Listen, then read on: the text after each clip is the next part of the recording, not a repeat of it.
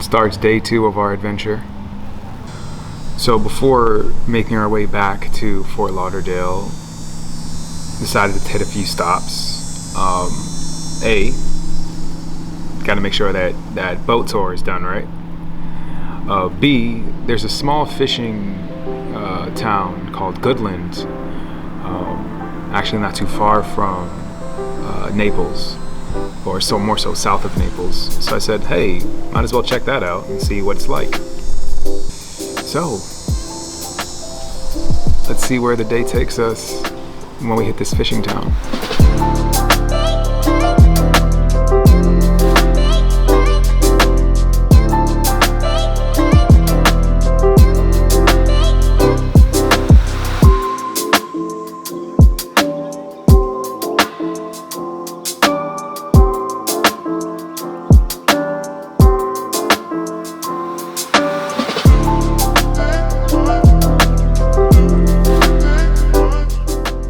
As I drove through the town at the break of dawn, I saw a very long line of cars waiting for the boat park to open up. I decided to check it out, see what all the commotion was about, not knowing I was in for a very special treat from some very kind people.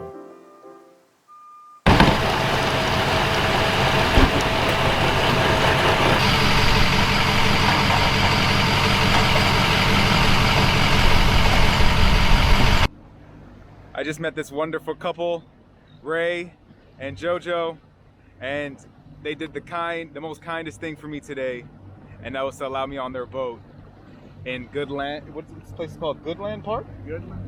Goodland, and off of a whim, they allowed me on their boat, and it was one of the nicest things. Thank you so much for the birthday present. Oh my goodness. Now we get to see some beautiful sights on the south point of Florida. You said we'll see dolphins? Wow.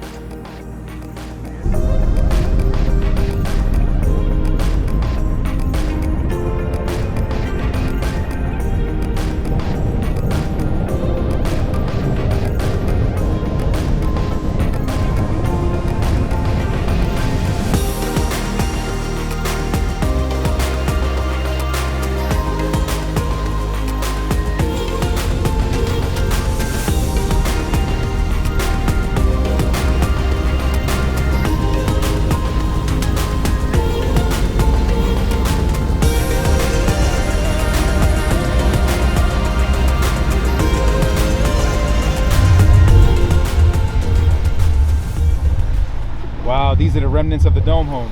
Yeah, now keep in mind, there used to be 200 yards of sand in front of that. Oh, so shit. This was all beach back here. This was all mangroves and beach back here. Oh, wow. Yeah. Just obviously, this is what the water Erosion over years, what storms have done to this, changing it.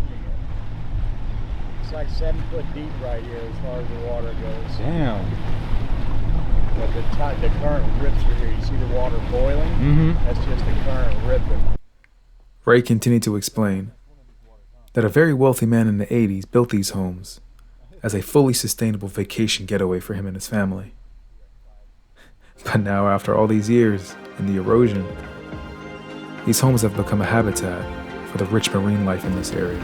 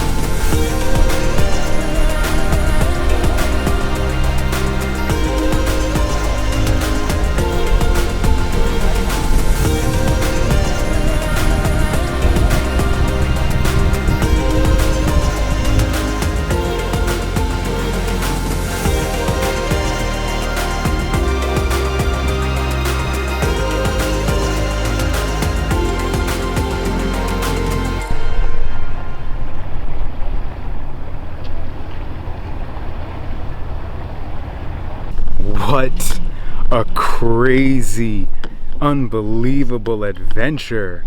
I am so grateful for JoJo and Ray to just take it upon himself to see me and say, hey, you know, this guy actually wants to probably check out some nature. The stories of him catching tar ponds, him catching a hammerhead shark, him getting slapped by a 12-foot shark. This guy has obviously some crazy stories in his little cutter. No amount of words can express the gratitude that I have for them. And I wish I could do something for them, but they just were adamant to do this out of the kindness of their heart. Thank you so much, JoJo, and thank you so much, Ray. Truly means a lot. The next thing to check out in Goodland is probably something to eat. There's a little local eatery up the street, and apparently it's very famous. Let's see if it's good. Our last stop in Goodland brings us to Stan's, a dockside restaurant that's been around for 53 years. You know it's got to be great if it's stood this test of time for a half a century. And it surely was not a disappointment.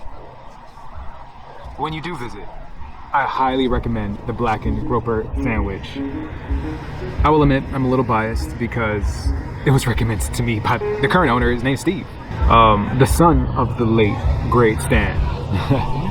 We had a fantastic conversation about his life, his father, the history of this place, and come to find out, Stan was a rock star. I'm gonna also say shout out to Adrian, the bartender. He will get you right, hands down. He surprised me with a drink, and he surely did not disappoint. Goodland turned out to be great land. It was so much more than I expected. There was a fantastic vibe. The people are fantastic as well, and they live in their own little version of paradise. If you really want to break away from all the hustle and bustle, please visit this place. You won't be disappointed in either. That kind of concludes visiting this spot on our day 2 trip.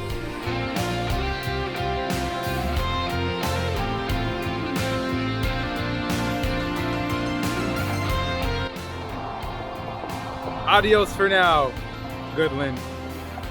I will miss you and your beauty, but you will surely see me again.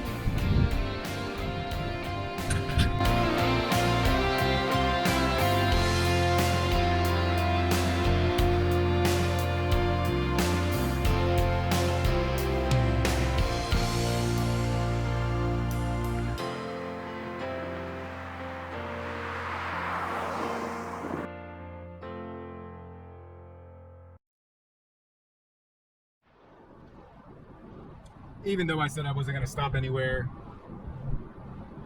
on my way to Miami, you know me, always into something. The turn before Everglades City was right there, so I said, let me just take it. When is the next time I'll actually be in this area?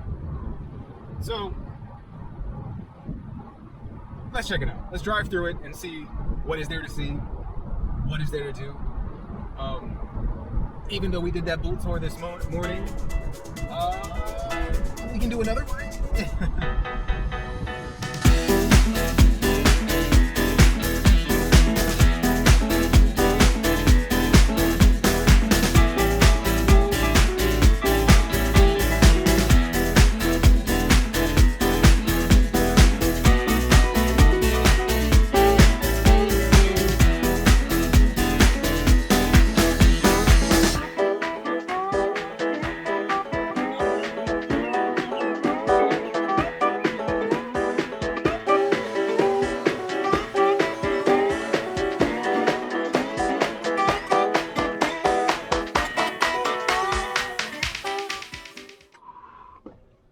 It's like traveling back in time. This place was built over 100 years ago.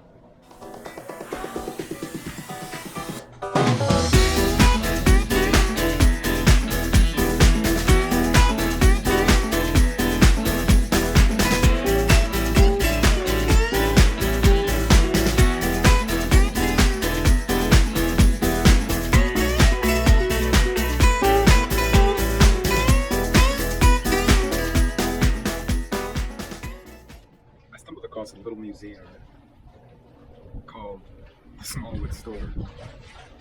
A 100-year-old building ran by a man by the name of Ted Smallwood. And come to find out, he can speak fluently the language of the Native Americans that were in this area. It is still hard to imagine that over hundreds of years ago, Native Americans traversed these lands with such precision and skill. Of course, I'm pretty sure there was a huge learning curve. a much steeper one than trying to learn how to edit videos, right? It really does humble you. Because I know I can't swim in these waters. I know I can't traverse these lands. That'd be like a lost baby in a matter of minutes without the GPS. You can book a boat tour with the Smallwood Store for around $40 per person. And the minimum is 2 people on the boat. And so a young lady named Jessie and I booked a sunset tour together because she didn't have anyone to go with either. Romantic in a weird way. And it's run by Gary, the grandson-in-law of Ted Smallwood.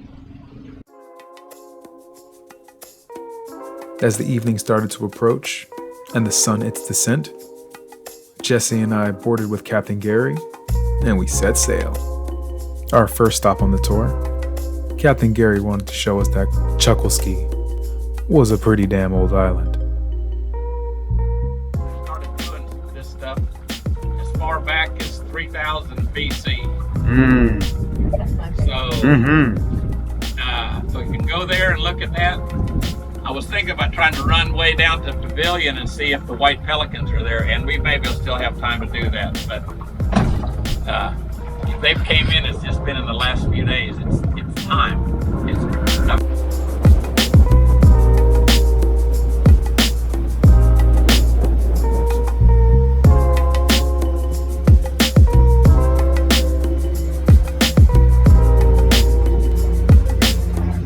I'd say that shell from the very bottom of that would probably be somewhere, if it's carbon dated, be around 2850 BC. Wow. And the tree that grows up there, that red bark tree, the water and it'll reduce fever.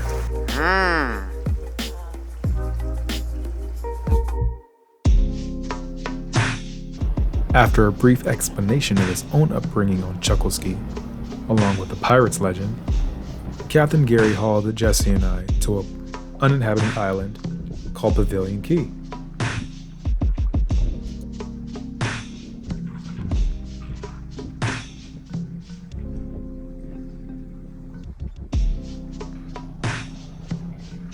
This is what a deserted island must feel like.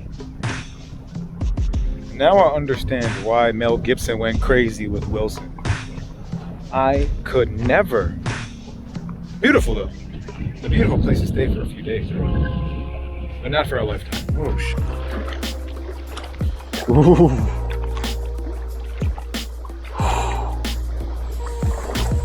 Ooh, the shells don't really help though. Yeah, they look sharp. It's so simple yet so breathtaking. Off in the distance are those porta potties. Once we were done taking in the simplistic beauty and blissful silence of this island, it was time for us to head back to the Smallwood Store. But not without a surprise. We just spotted some dolphins. Hopefully they're playful enough to actually chase us and try to splash us. Damn, that's kind of rude though, but you know what? We're in their waters, why not?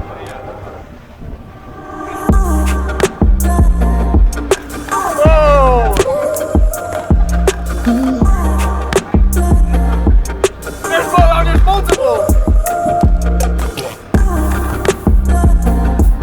Wow, they're beautiful.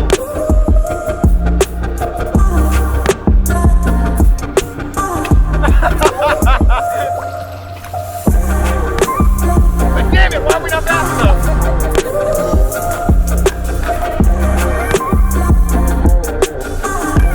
Nice! So they're surfing on the waves. Wow.